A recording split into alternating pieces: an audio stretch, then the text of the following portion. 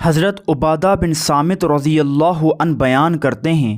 رسول اللہ صلی اللہ علیہ وآلہ وسلم نے فرمایا، اللہ تعالیٰ نے 5 نمازیں فرض کی ہیں، جس شخص نے ان کے لیے اچھی طرح وضو کیا، انہیں ان کے وقت پر ادا کیا اور ان کے رکوع و خشوع کو مکمل کیا تو اللہ کا اس کے لیے عہد ہے کہ وہ اسے معاف فرما دے گا، اور جس نے ایسے نہ کیا تو اس سے اللہ کا کوئی عہد نہیں، اگر وہ چاہے تو اسے معاف فرما دے اور اگر چاہے تو اسے سزا دے۔ حضرت ابو ہریرہ رضی اللہ عنہ بیان کرتے ہیں، رسول اللہ صلی اللہ علیہ وآلہ وسلم نے فرمایا، مجھے بتاؤ، اگر تم میں سے کسی شخص کے گھر کے سامنے نہر ہو اور وہ ہر روز اس میں 5 مرتبہ غسل کرتا ہو تو کیا اس کے جسم پر کوئی میل باقی رہ جائے گی؟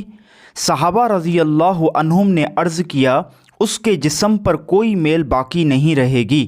آپ صلی اللہ علیہ وآلہ وسلم نے فرمایا، یہی 5 نمازوں کی مثال ہے، اللہ ان کے ذریعے خطائیں مٹا دیتا ہے۔ حضرت ابو امامہ رضی اللہ عنہ بیان کرتے ہیں، رسول اللہ صلی اللہ علیہ وآلہ وسلم نے فرمایا،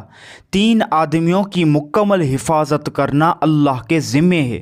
وہ آدمی جو اللہ کی راہ میں جہاد کے لیے روانہ ہو تو وہ اللہ کی حفاظت میں ہے، حتیٰ کہ اللہ اسے فوت کر کے جنت میں داخل فرما دے یا اسے حاصل ہونے والے اجر یا مال غنیمت کے ساتھ واپس لوٹا دے۔ اور دوسرا وہ آدمی جو مسجد کی طرف جائے تو وہ بھی اللہ کی حفاظت میں ہے۔ اور تیسرا وہ آدمی جو اپنے گھر میں داخل ہوتے وقت سلام کرتا ہے، وہ بھی اللہ کی حفاظت میں ہے۔